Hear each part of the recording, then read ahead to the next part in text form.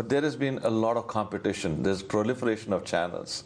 What makes Zee so successful in a market that is so fragmented with so many players trying to do so many things? One is that we have tried to continue to build the brand in various kind of aspects of the life. So it touches people in every. We want to catch them whatever time we can catch them. So we have a network of almost 40 stations in India at the moment, and in 8 different languages. So that makes it a household thing. Of course, when competition comes, everybody has their own strategy, but we are keeping Zee TV, the main brand, as a family viewing network, which is very clean. So that makes it uniquely placed, and though we have for youth different brand like Ant TV and other things. So we are almost commanding about 19% of the eyeballs of India. And beyond that, it is financially so successful because internationally the South Asian diaspora watches it. Plus, for last 5 years, we are going in one by one foreign languages from our own programming. Latest being the German language program or network we launched in Germany.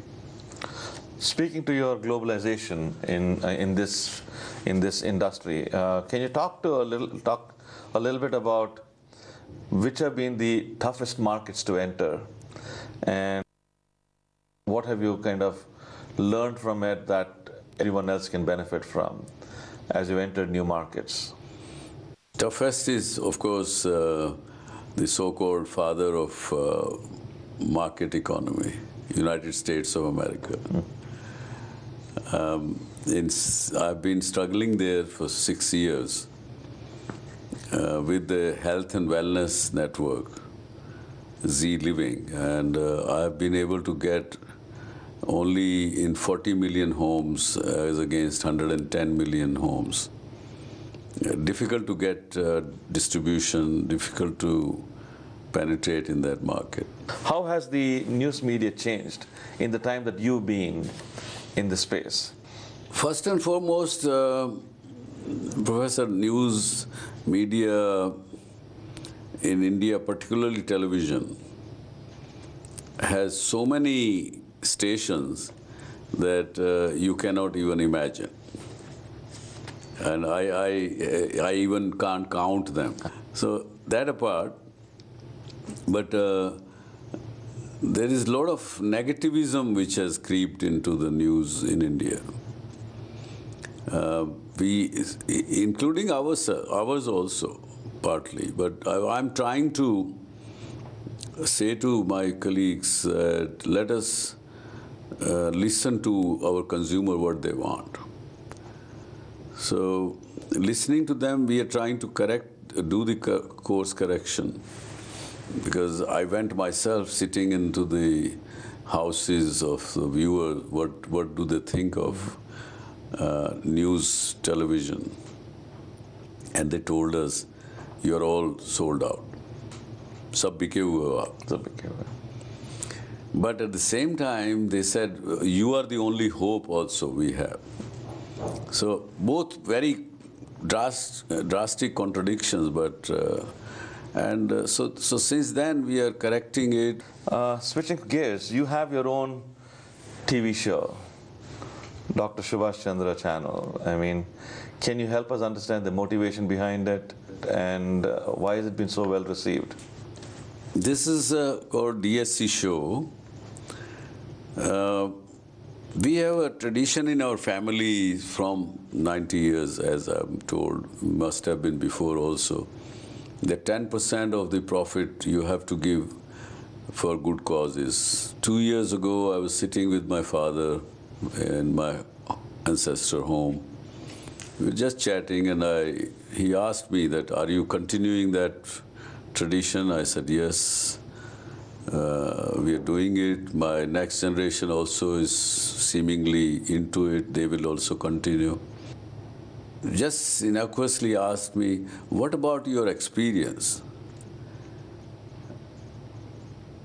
I said, experience, वो तो नहीं बांटा तुमने. You didn't share that. I said, yes, वो तो नहीं share किया. वो भी तो, that's also your income. So that was the trigger, and I started thinking and thinking till one day I was in Europe and I saw some motivational show. So I said, let me try this if it works in India. So it was an experiment. We said we will do it 3 months, and if it doesn't work, which was more likely that it will not work. But somehow people are liking it, and it is benefiting people. From when have you been thinking about philanthropy and charitable work? Walk us through your journey on giving.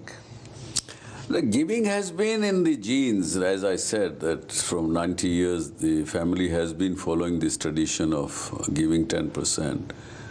And as a 8-10 years old, I used to sometime total up the books sitting and while learning with the grandfather in the shop. And they had a ledger account of philanthropy. So they knew that 10% of this year's profit we have to give. But you don't know in the beginning of the year, and particularly when you are in a trading business, how much profit or loss you will have. But from day one when you are giving, whether 100 rupees or 1,000 rupees or 10,000 rupees, they kept debited on the other debit side.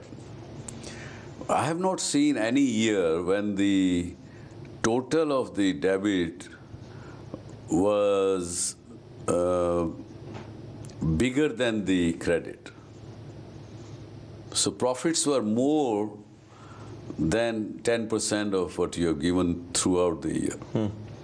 So that taught me one thing, that more you give, more profits you will have. So it's a profitable thing to give.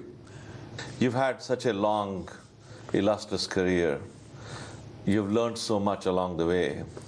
If there were 2 or 3 things that you'd like every viewer of this video to walk away with as leadership lessons?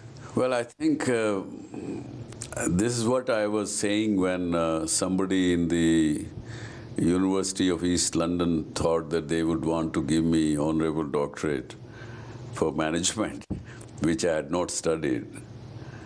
These things were, number one is have faith in yourself and your ability to succeed. Number 2 is that you should live in the present. I would say is that eat, drink, and sleep with the problem what you have. Thank you very much for your time. It's been thoroughly enjoyable listening to you. Thank you, Professor. You're a great person. Thank you. Enjoyed it. Thank you. अगर आप भी doctor Subhash Chandra show में भाग लेना चाहते हैं या कोई सवाल पूछना चाहते हैं तो हमें ईमेल करें। हमारा ईमेल आईडी है dsc@zmedia.slgroup.com या आप अपने सवाल हमें SMS भी कर सकते हैं। बस टाइप कीजिए DSC स्पेस अपना सवाल और भेज दीजिए 57575 पर।